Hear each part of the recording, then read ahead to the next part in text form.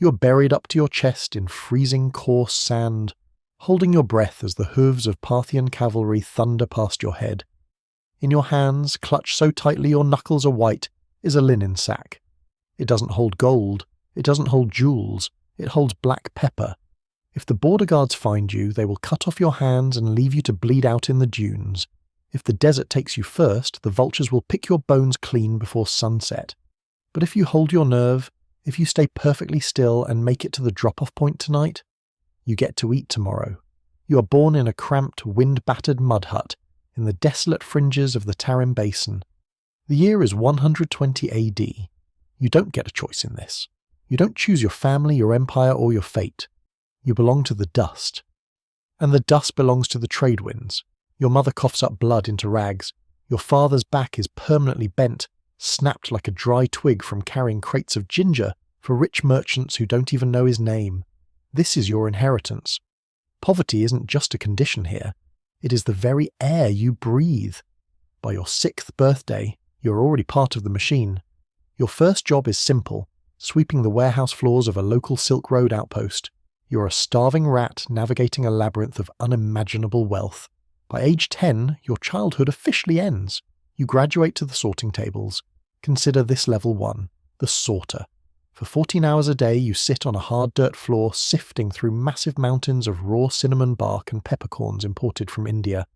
You pick out the tiny stones, dead beetles, and dried camel dung.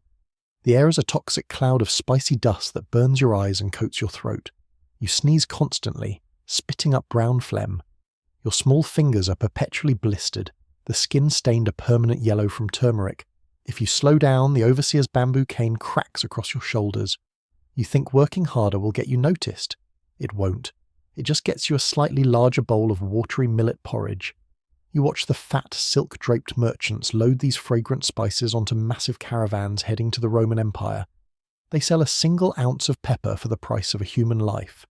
You realize quickly that in this world, blood is cheap, but flavor is a luxury. If you want to survive, you need to get closer to the cargo. At 16, your body's hardened by relentless labor. You transition to level 2. You become a mule, not a metaphorical one, a literal beast of burden. The wealthy merchants need cheap, expendable labor to carry highly taxed luxury goods through narrow mountain passes where camels cannot go. You strap 40 pounds of premium black pepper and fragile cloves to your back and begin the month-long trek across the brutal Pamir Mountains. The cold is unimaginable. It bites straight through your thin wool tunic and sinks its teeth into your bones. Every single step is a gamble against sheer drops and hidden ice. Day 1, the leather of your boots freezes solid to your feet. Week 3, the man walking 2 paces ahead of you slips on black ice. You don't even hear him scream as he vanishes into the white abyss below. You don't stop, you don't look down. The merchants won't mourn the man. They will only mourn the 50 pounds of nutmeg he took over the edge. But here, in the freezing dark, you learn the sacred art of the skim. You realize if you slip a few precious peppercorns into your own pocket every night, no one notices the weight difference. You trade these stolen grains for extra bread in the smuggler dens. Congratulations, you're now officially a criminal. It's a rush. You actually think you're gaming the system. By 25, you have survived enough mountain crossings to earn a dangerous reputation. You leave the back-breaking labor to the next crop of desperate children. You ascend to level 3. You are now a fixer, a professional smuggler operating entirely in the shadows. You don't carry the goods anymore, you hide them. You devise brilliant and desperate methods to bypass the crushing imperial customs taxes. You hollow out the wooden saddles of pack camels and pack them tight with Persian saffron. You sew small pouches of crushed cloves directly into the rotting intestines of slaughtered livestock, knowing the pampered border inspectors will be far too repulsed by the stench to check closely. You learn the exact price of a Roman centurion's honour. It turns out loyalty to the emperor usually costs exactly 2 silver denarii and a small pouch of high-grade cinnamon. The money finally starts flowing. You buy a proper fur-lined coat. You eat roasted mutton instead of gruel. You look at the struggling coughing sorters and the freezing mules, and you smile. You think this new wealth will save you. It won't. You just feel untouchable. A decade later, you reach the absolute peak. Level 4. You're a master smuggler, a ghost of the Silk Road. You orchestrate the movement of hundreds of pounds of untaxed, highly illegal spices across the deadliest borders in the known world. You have a network of corrupt guards, greedy merchants, and desperate mules working exclusively under your command. You wear fine imported hand silk, you drink fermented grape wine, but the higher you climb, the thinner the air gets. You aren't free. You have merely built yourself a beautiful golden cage. You owe insurmountable debts to ruthless desert warlords who fund your operations. If a single caravan is lost to a sudden sandstorm, you don't just lose profit, you lose your head. You sleep with a poisoned dagger under your pillow. You trust absolutely no one. Your expensive roasted mutton tastes like ash because you constantly wonder if your rivals have paid the cook to poison it.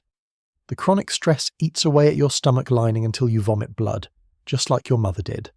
That's the good news. The bad news is, it gets worse. You realise the wealthy merchants you envied as a child weren't masters of the trade. They were just highly paid slaves to the market. You are carrying an entire empire's addiction to flavour on your back, and the immense weight is crushing your spine. It ends exactly how you always knew it would. Not with a glorious final score, and not in a blaze of glory, but with a quiet, miserably mundane betrayal. It's the year 165 AD. A new fanatical imperial magistrate takes control of the local border crossing. He cannot be bought, bribed, or intimidated. The guard you've comfortably bribed for 5 straight years panics at the threat of crucifixion. He gives up your name and your hidden warehouses to save his own neck. You are pulled from your silk sheets in the dead of night by soldiers. There is no trial. Your expensive silk clothes are brutally stripped away, replaced instantly by heavy rusted iron chains.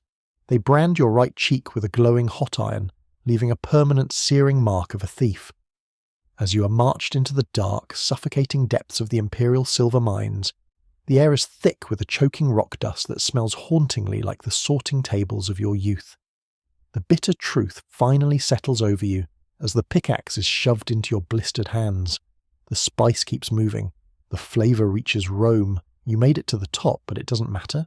Well, you were never meant to escape.